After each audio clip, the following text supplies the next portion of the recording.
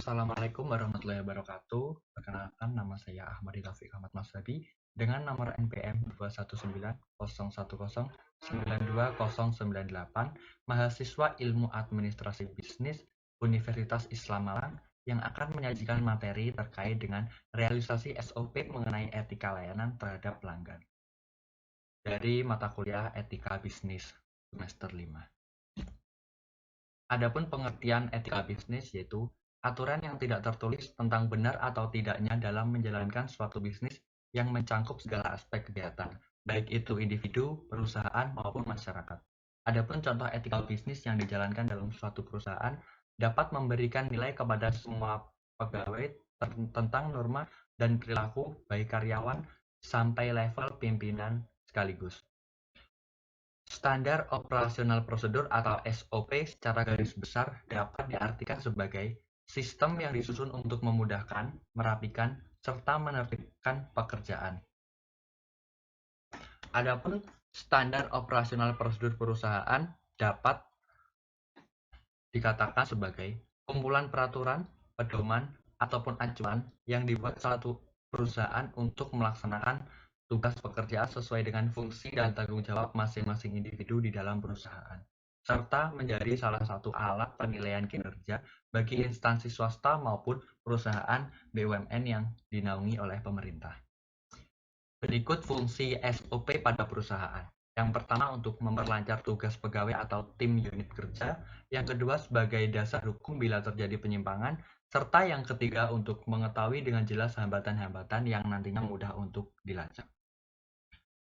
SOP dalam memberikan bantuan kepada pelanggan. Mengapa perlu adanya pelayanan bantuan terhadap pelanggan? Yang pertama berfungsi sebagai pusat layanan terhadap keluhan pelanggan. Yang kedua membantu memberikan solusi terhadap pelanggan yang memiliki masalah. Yang ketiga, mengelola setiap keluhan yang disampaikan oleh pelanggan, serta memberi informasi mengenai proses penanganan permasalahan guna menghasilkan basis data permasalahan dan juga solusi yang diberikan sebagai acuan. Adapun bentuk-bentuk SOP kepada pelanggan, yaitu bentuk ketentuan umum. Yang pertama yaitu bentuk layanan 24 jam, bisa langsung maupun tidak langsung, seperti layanan call center. Yang kedua yaitu penggunaan kartu permasalahan, biasanya berisi mengenai keluhan, saran, kritik, dan juga informasi. Kartu permasalahan ini bisa dijumpai di instansi perbankan maupun SPBU milik BUMN. Yang ketiga yaitu media untuk penerimaan keluhan, saran, dan juga informasi dari pelanggan kepada perusahaan. Yang keempat, mengenai waktu layanan yang sudah ditetapkan. Adapun prosedur penyampaian keluhan, saran, kritik maupun informasi. Yang pertama bisa melalui telepon, yang kedua bisa dilakukan melalui SMS, yang ketiga bisa dengan mengirimkan email kepada perusahaan, serta yang keempat mengisi formulir melalui situs internet. Adapun cara atau prosedur penanganan masalah melalui telepon.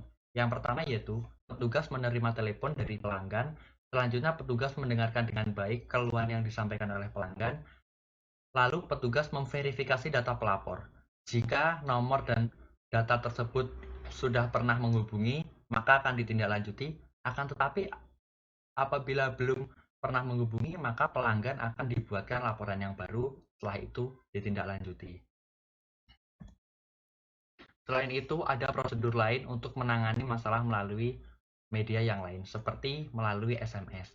Mekanismenya adalah pelanggan mengirimkan SMS kepada petugas frontliner, selanjutnya akan dibalas oleh petugas dengan memberikan opsi ataupun saran untuk menindaklanjuti atau memecahkan masalah yang dialami oleh pelanggan. Selanjutnya, melalui formulir berbasis web. Biasanya perusahaan menyediakan formulir berupa Google Form seperti itu untuk penyampaian masalah yang dialami. Di situ nanti ditulis dengan jelas oleh pelanggan lalu dikirimkan kepada perusahaan. Yang terakhir yaitu melalui email. Petugas biasanya menyediakan email khusus untuk penanganan masalah. Jadi pelanggan tidak perlu khawatir apabila ingin menyampaikan masalah melalui email. Subbab yang terakhir mengenai indikator penilaian kualitas layanan oleh pelanggan. Yang pertama yaitu Thingiverse. Thingiverse merupakan Penilaian pelanggan terhadap kualitas pelayanan berupa sarana fisik perkantoran, ruang tunggu, komputer, maupun fasilitas yang lain. Yang kedua yaitu reliability.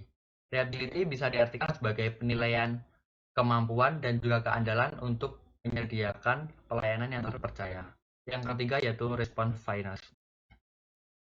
Penilaian pelanggan terhadap kesanggupan untuk membantu serta menyediakan pelayanan secara tepat dan juga tanggap terhadap keinginan pelanggan. Selanjutnya yaitu empati.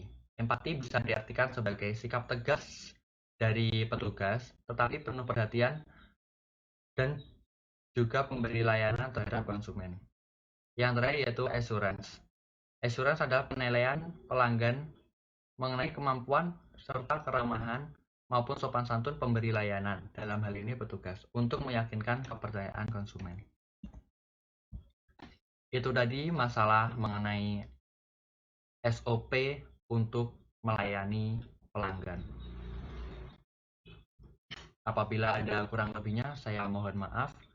Wassalamualaikum warahmatullahi wabarakatuh.